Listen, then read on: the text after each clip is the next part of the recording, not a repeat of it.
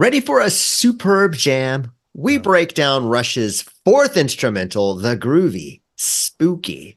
Leave That Thing Alone from their Counterparts album. Is it though?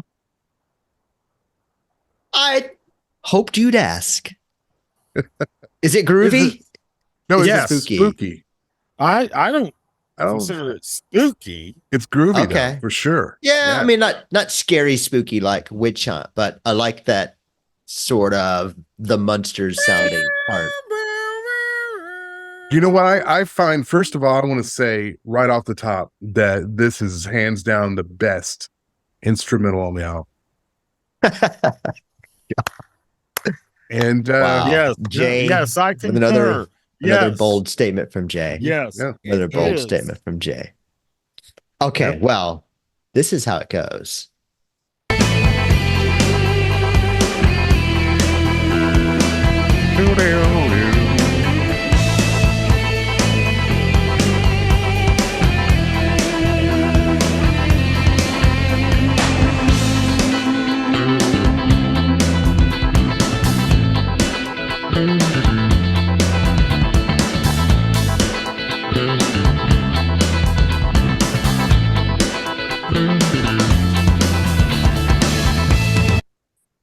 It's groovy, baby. It's groovy. Shayne, would you say that Tim's asking me a question on this album, Geddy Lee, and maybe I'm not hearing it on all of their other albums, he does a lot of sliding down into notes or sliding off of the note on this album. We should sometime we'll do that. We'll count the bass slides in songs, and we'll just have a whole webpage, maybe an entire episode dedicated to the slides of Geddy. Geddy slides. Yeah. Geddy slides. But I would say that a great percentage of Geddy's overall slidage happens on Counterparts. Yeah. I mean, I think it's every song. I think it's every song. Maybe right. What do y'all think about the lyrics? The lyrics, well, when we do the lyrics on this one, I'm telling you right now, that's a 6-parter. Well, I think we're going to get very in depth. The meaning behind every single word. Yeah, it's just personally, I have nothing to say.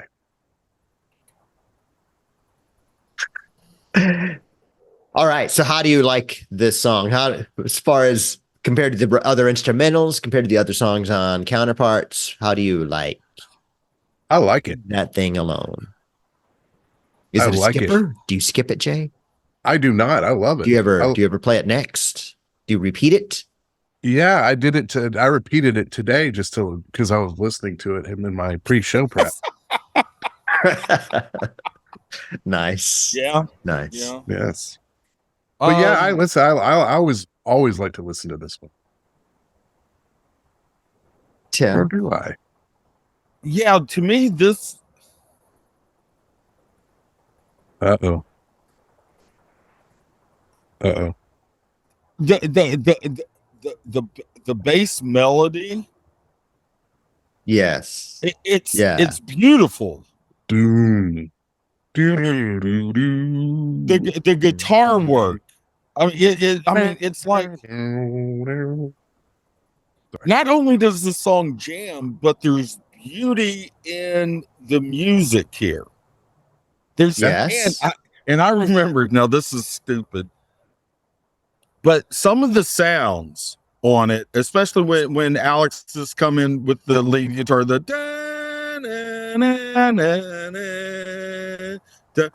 and everything going on there with the keyboard textures, it reminded me of a part of a video game I used to play, Castlevania 2 or 3, I think it was. Really? When whatever the character's name, something Belmont, was traveling through something in the castle, and they changed the music going on there. I used to love that. And then when this album came out, I was like, I wonder if they played Castlevania. Maybe. But then I decided, It no, could they be. didn't. Oh, it could be a nod to the game, maybe. Of course, that would have been after Alex's time, maybe, if it was during your time. Yeah. And once again, we get another percussion instrument that we've been getting through a lot of the songs on this album, where the tambourine makes another appearance. Does it?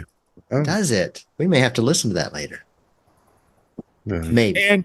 And he's got a bunch of other unique drum sounds, using his electronics, the little pops and stuff that he throws in there. And I like it when he kind of wanders through all the sounds. I could and it adds a lot of depth, I guess, to what you're listening to. If you're listening to it in headphones, right, makes it just a little bit bigger because there's all these sounds out to the left and the right. It's very cool. And so they take this really nice, smooth jazz groove, and then they really jazz it up.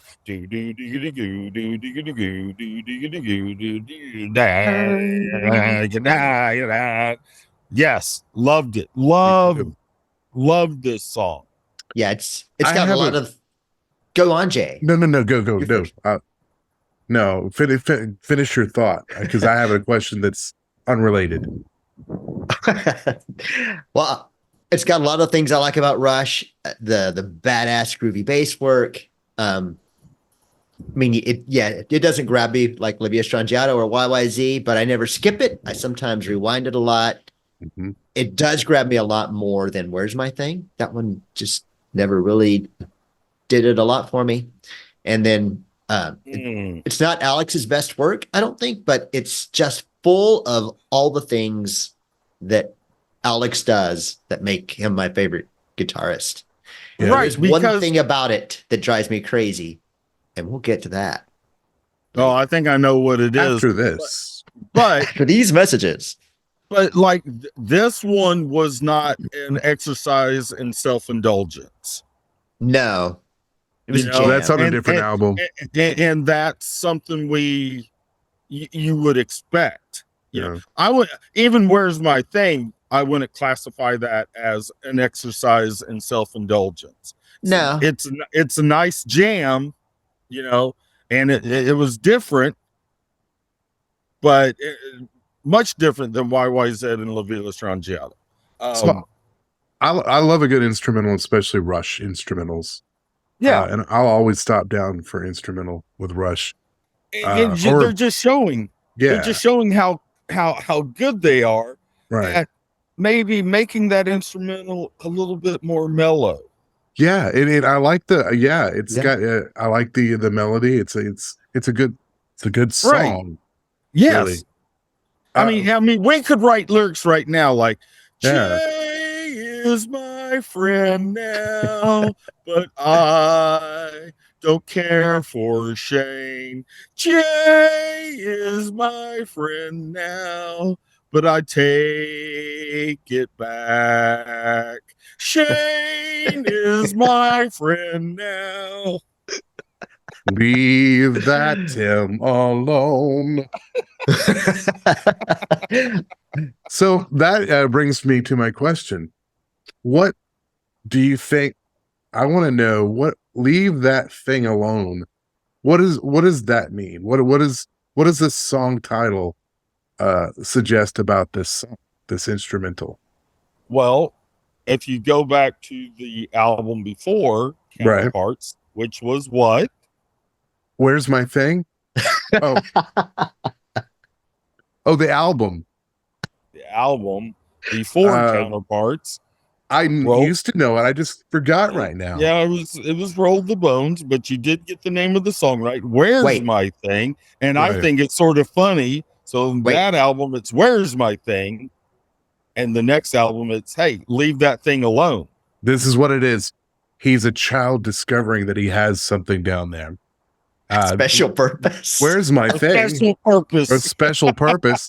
And then in this song, someone's like, hey, leave that special purpose alone. especially my special purpose. Your own special purpose. Leave that thing alone. Now, Tim, I've got one. I've got a special purpose. we assume you meant the previous instrumental, not the previous album, right? It's true. By the way, I might be sending more money next month, as my girlfriend has promised me. Never mind. Oh, okay. I love the jerk. I love the jerk. What can I say? Jay, do you love the jerk, or are you just naming movies? I love the jerk. I love the jerk. Very good. And it seems like with their instrumentals that they're always doing things that are unrushed like, but what happened? Someone's sneaking in on Jay. So Jay's being attacked. I heard a whisper. Oh, that was weird. Huh. I haven't seen Jay's ghost in a while. Ghost in here. But their instrumentals are always even more different than the rest of the album, the rest of their songs. Yeah. Sometimes a little more mellow, a little more funky. Yeah, see. And if you read Geddy's book, they were a little bit into the funk in the early days, so that might be why some of that comes out with some of these songs. Wow. Have either of you guys read anything from any of the band members discussing this instrumental and any thoughts on it? Like I normally would do that, but I didn't this time. I sort of I mean, I haven't read anything in a while. I just remember reading something Geddy talking about the album, like right after it came out, and talking about how he thought the melody of the instrumental was beautiful. Yeah. Does it remind him of a video game he played when Tim was a kid? He did not Castlevania? Castlevania. Yes, Jay. Wow, I'm surprised you got that reference. I know, right? He did not mention it. It made me sad. Well, in that bit we like, I love the guitar line. Sorry, I have COVID and my sounds aren't coming out really well today. I love that guitar line. Reminds me, a little bit like Kiss from Prince, the Prince song. Reminds me a little bit of Long Train Running. I guess it's that. Yeah. The high notes, the clean channel, and the sound. I love that. All right, but here's another part I like of the song at 1:11.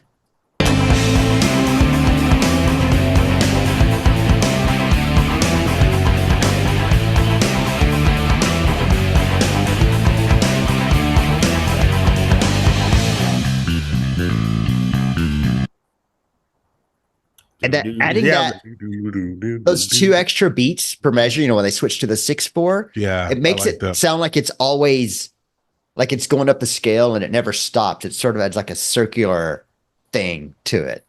Is it just me? You know what it reminded me of a little bit? It was the a little bit, yeah. Yeah, no, it's nothing like that. But it starts 6/4 in that da da da da da da da da da da da da. That it's all 6/4, and it continues on with Geddy's bass break, and then the jam after that. It stays 6/4 until they get back into the main melody of the instrumental. And also notice, there's the keyboard sound, like through most of the songs, that kind of pulsing up and quarter note sound. Speaking of which, I absolutely love the keyboard sound in this song. Have they done that before? It kind of reminds me of like a Styx or a who else has? Yeah, but it's sort of like what was that organ called? The B3? Or Boston or something like that. Yeah, Boston. Maybe Three Dog Night. Yeah. Now, do you mean that organ? The organ sound or that? No, the organ sound. Yeah. Have they done that? Have they done any other songs with the organ like that? I don't think so. At least it's interesting that they play the organ on a song called "Leave That Thing Alone." Wow. You know what? That was good. That was a good one, Jay. That's gonna end up a reel right there. Uh-oh. But that pulsing sound, they kind of carry it into that section too, and you can hear it. I don't know if you can hear it without headphones very much, but it's more of like almost like a scratching guitar sound that it switches to. And I don't know if it's changing its pattern here and there, but it's that something like that. Yeah. And then during that one section, the guitar kind of takes over a little bit. Now, this is where, since Jay, you brought it up, to me, the sound of the bass here and that organ, it reminds me of the Munsters theme. That's why I said spooky at the beginning. Does it not? No. There's also a Brad Paisley song called Monster Rag, I think, that has that same sort of, I don't even know what you call it, like a monster rock, spooky rock. I don't even know what you call it, but it's that same feel. You're laughing at me, and I'm sick. You should be ashamed of yourself. No, I really.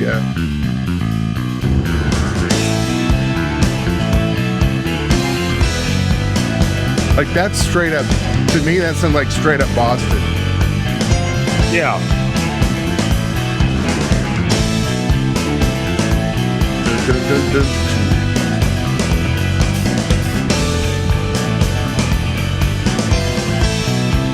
Nothing too complex about that. I want to take back everything I said about the Munsters and Brad Paisley. I'm going to go with Boston. Go with Jay and Boston on this one. I think that's a lot better.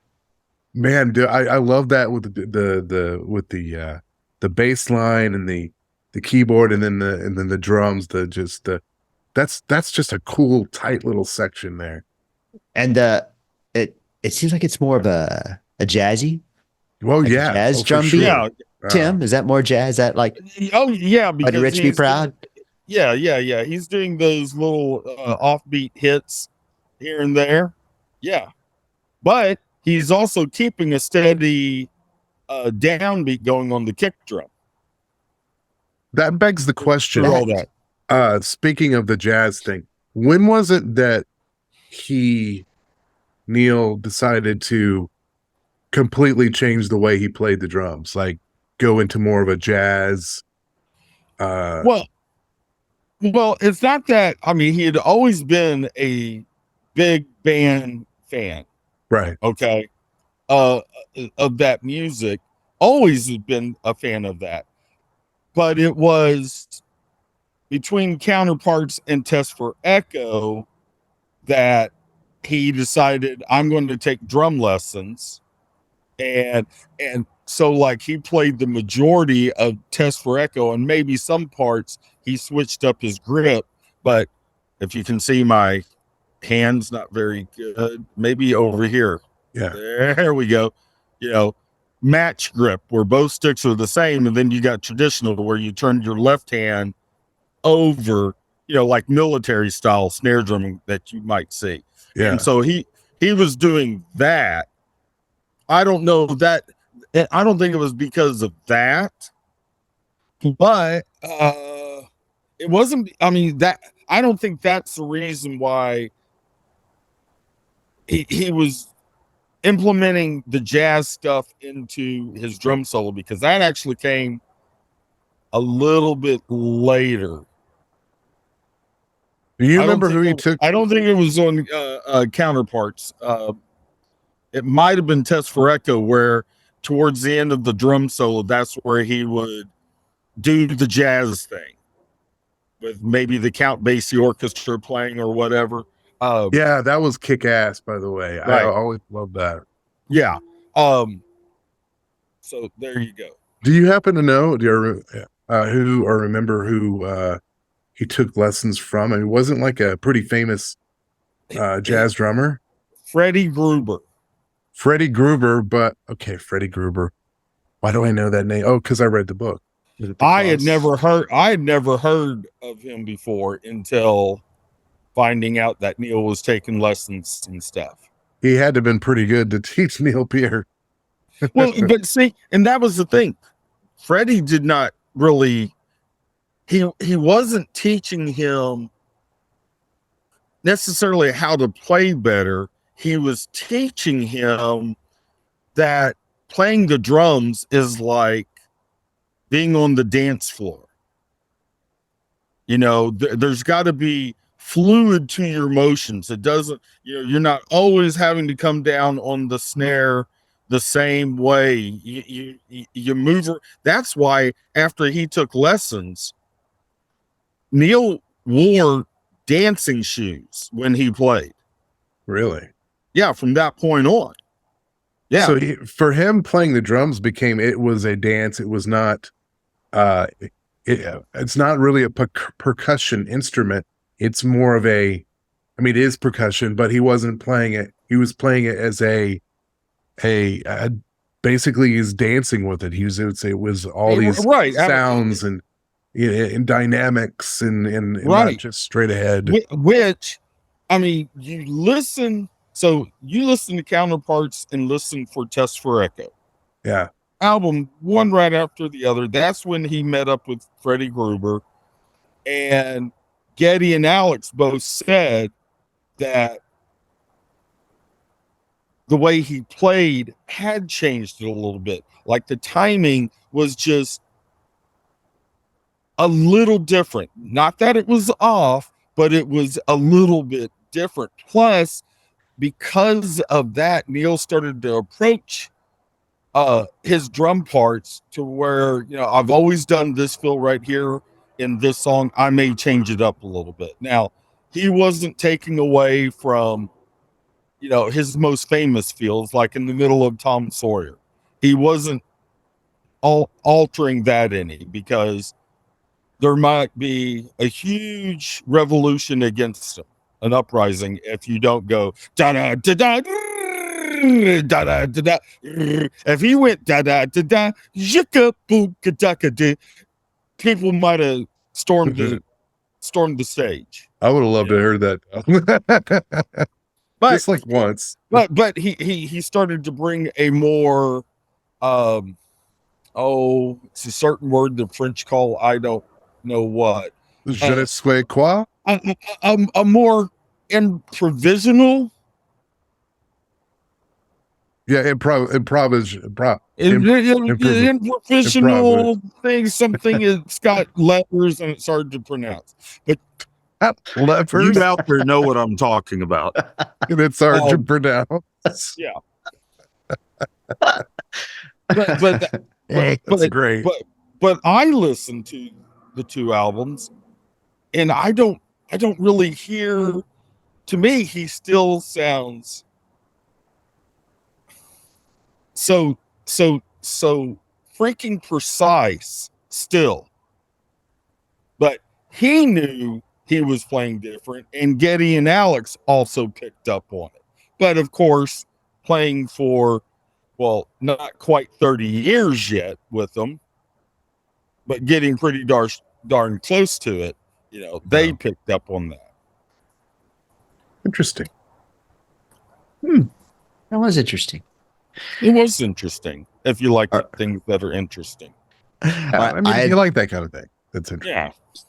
I'd call these keyboard sounds spooky, but I'm thinking about retracting all of my spooky statements that I had prepared for this. But there's cool keyboard sounds that build up with the guitar solo here that I think you have to have headphones on to hear. So I do. Like Tim spinning. Put on your headphones.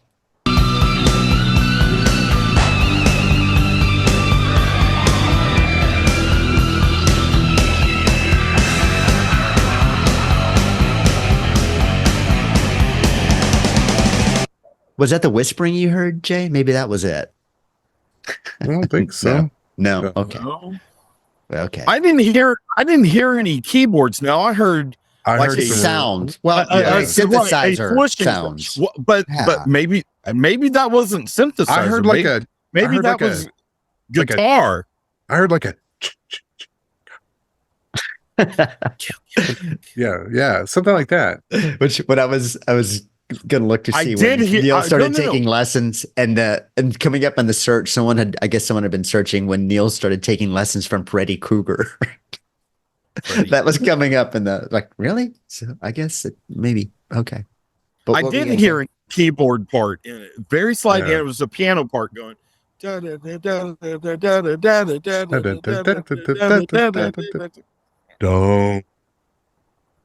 Don't, don't. I'm putting like two songs together. Yeah, Mars. That was Mars. Yeah. The Thank you. planets. hey, but You're welcome. okay, so you heard that little swooshing, scratching sound? Yes. Yeah. Maybe that was guitar. Maybe that Could've was been a anything. way maybe It could he have was. been. Yeah, I mean something that he, okay, on this track right here, I'm not really playing notes. I'm just going to make some sounds. It could have been some echo effect that was just added to the guitar or any of the instruments, or somebody whispering.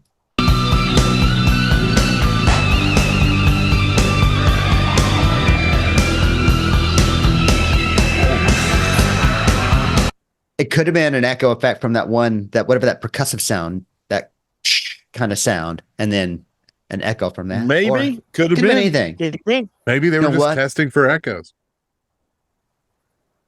Well, no, that could be like the Nice rush The- punch, eh?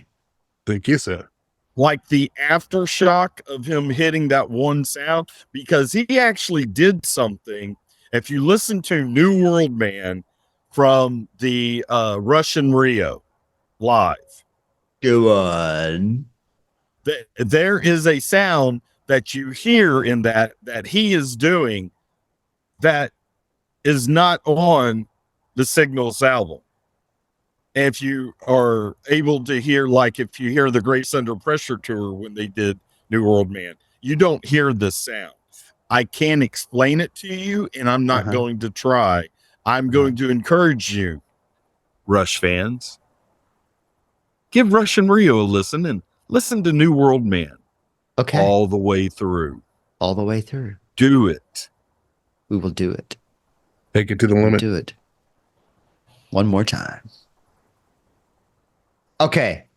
What's with the fade? Why did they fade this? I don't know. That's the one thing I'm puzzled about. It's Well, not the one thing. There's a lot of things I'm puzzled about, but All right. Well, That's it's got not a related. great ending that you can Yeah. hear if you crank it up. yeah. You can hear the kind of a boom yeah, at the end. yeah. And then some Bonehead. super cool bass work that you can barely hear. What, Jay? I Bonehead? didn't say anything. Like some bonehead decided to fade it out. Oh, Yeah. yeah. And I just, Yeah. what's with,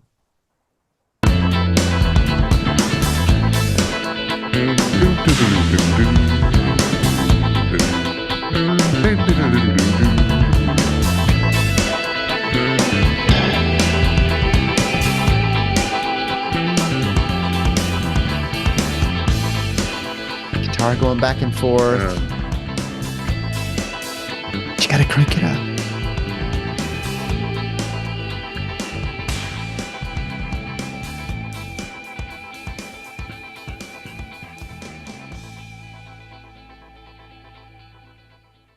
Yeah. Well, why not just end it like that instead of the fade out? Just leave that Because- because in some Number one, y'all need to leave that thing alone. That is awesome.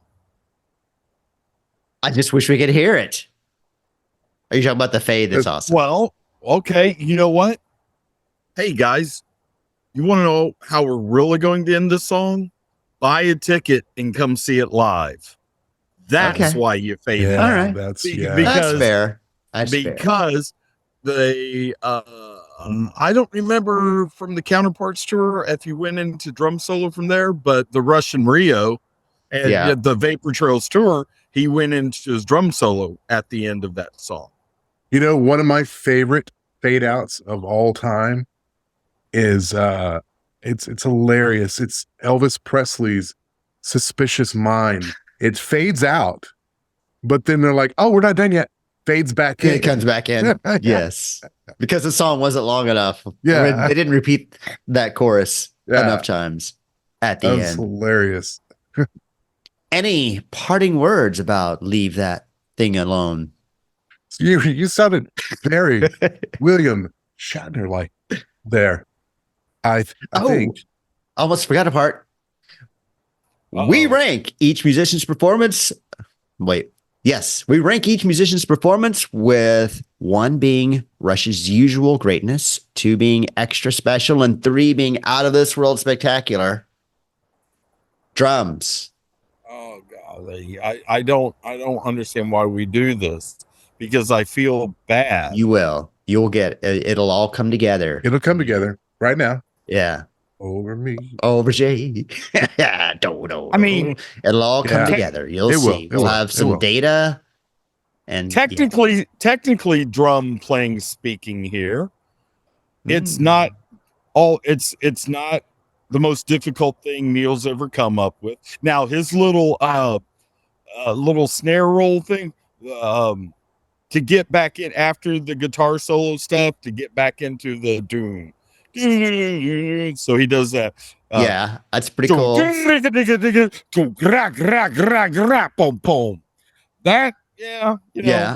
you got to be Neil to do that. But everything else is pretty. So yeah, I'll play that part right there. Okay, I'm gonna cue it up. Some light. So it's. So you're saying right at the end of the guitar solo? Yeah. Right in the okay. Back into the melody. All right, let's try to right about here. I wish there was a faster way to just scrub right to the part of the song I wanted.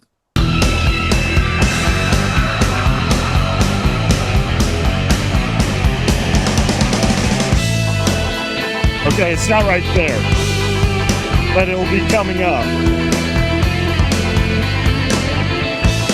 Oh, I love that part right there. Yeah. Bum, bum, bum. That's good. Is that a triplet?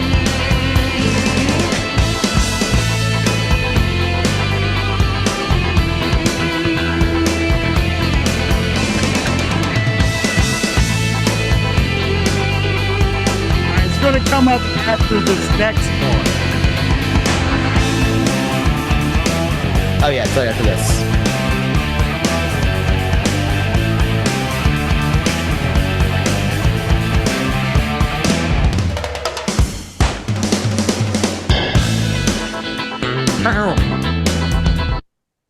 I mean, that's really the most difficult thing that he does. And then if Neil doesn't add all the extra little electronic drum samplings and stuff that he did, if he was just keeping it 2 and 4, I mean, it's fairly simple piece to play. So I would say it's a 1. It's average for Neil. It's typical Rush. Typical Rush greatness. 1. Jay, agree? I agree. Bass. It's some really cool stuff, but I don't. That's the thing, man. He's just. I know. I'm going with 2. The bass work is so cool on this. It is really cool. It's a little different. Yeah. Yeah. Now the one thing I don't know, I'm with you on that, Shayne. I agree. Is the writing credits on this song? Was it Geddy that came up with the bass line and then approached Alex with it and said, "Hey, what do you think you can come up with this?" Was that Geddy's idea, or did Alex have that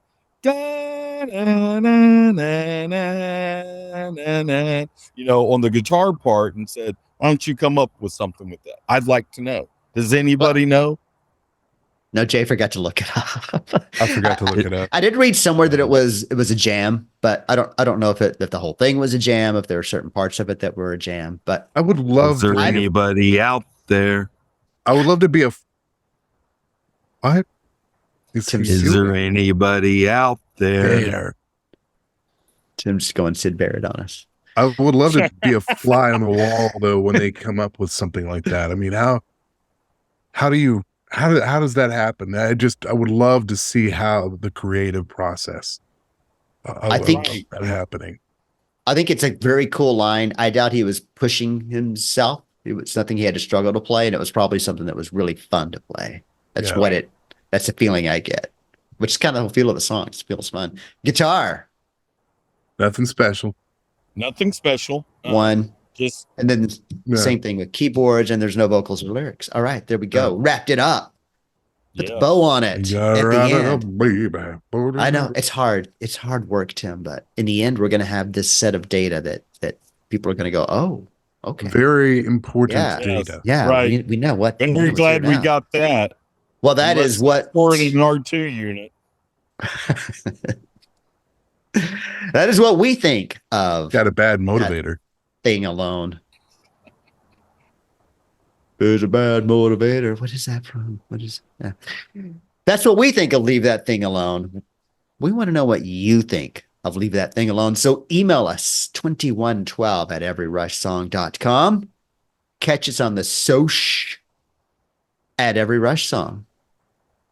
Tim, how do we say goodnight to our friends?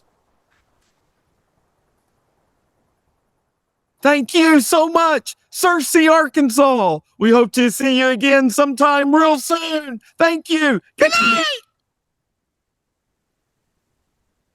I thought Cersei would make an appearance.